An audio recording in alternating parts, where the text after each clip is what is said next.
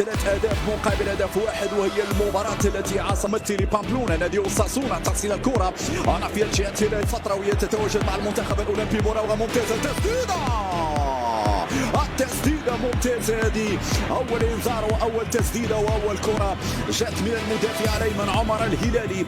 متأهلين سلفا بينما انطلاقة ممكن سدد والهدف. جول الأول يأتي مبكرا من الدقائق الأولى. مشاهدينا الكرام، يونس طه الإدريسي، هنا تسدد، هنا الدقة، هنا البراعة، هنا الحضور الهجومي المغربي، هنا الهدف الأول يأتي في الدقائق الأولى. مشاهدينا الكرام، 1-0 هكذا سددت بعد الأولى سددت من عمر الدوري. بينما نقلة جميلة ياسين طه، التمريرة يتكرر سيناريو المباراة الماضية، ونشاهد في استياوغا. إبراهيم يرفع كرة على القائم الثاني ولعب شابة أخرى مستقبلا، بينما كرة أمامية هنا طه مرة.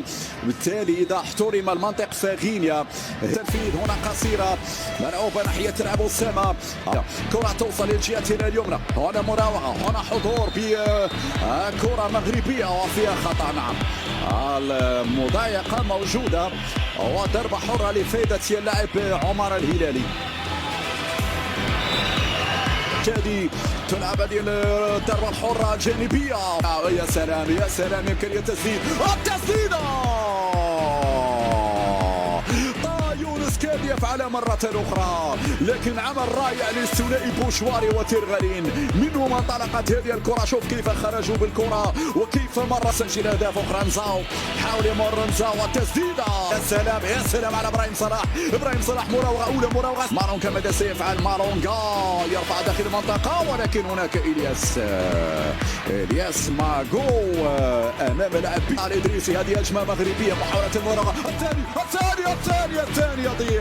الثاني يضيع والصامبا يحرمنا من الهدف الثاني. انفراد واضح لأمين الوزاني مهاجم نادي غانغون.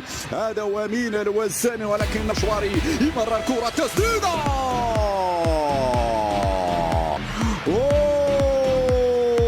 كانوا قريبين مرة أخرى. سامبا يمنع هدف ثاني من جديد. 8 أهداف، انطلاقة من جديد كونغولية. نزاو يرفع داخل منطقة الجزاء بالراس، أمامية يونس طه. صعب على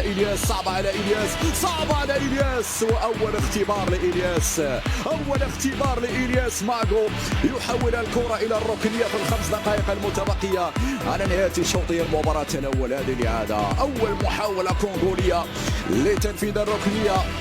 يونس يرفع، ينافس على التواجد في المربعية الذهبي، لكن في لا زالت مغربية. لست أدري ماذا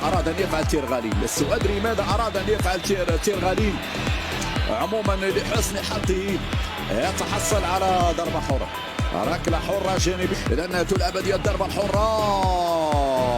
يراوغ حمزة يلعب الكرة العرضية، والمتابعة بعد ذلك من سامبا. حمزة إيغامان اللي خاض تقريبا كل المباريات الإعداد. وانزاو يتدخل عمر، والحاكم سيشير البطاقة الصفراء. نعم، يجب أن نحذر من البطاقات الصفراء وتكرارها، لأن الكونغولية مرفوعة بعيدة تماما. بينما كرة الوزاني العرضية الثانية الكرة أمامية مغربية في هذه اللحظات تصل لإبراهيم صلاح. إبراهيم الكنترول فيها وضعية التسلل، الحكم يقول هناك تسلل.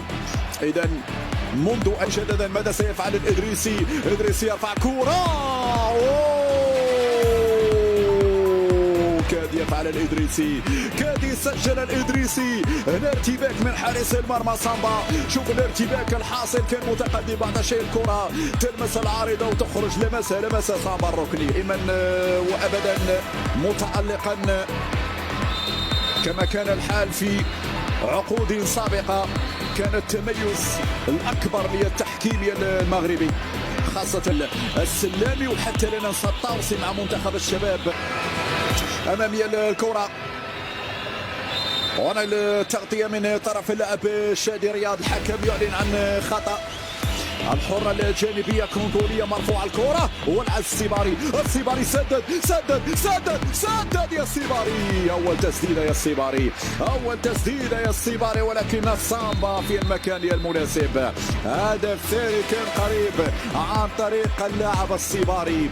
يعجبني هنا إصرار اللاعبين على التسديد. إذا جات الفرصة هنا تجي تسديدة.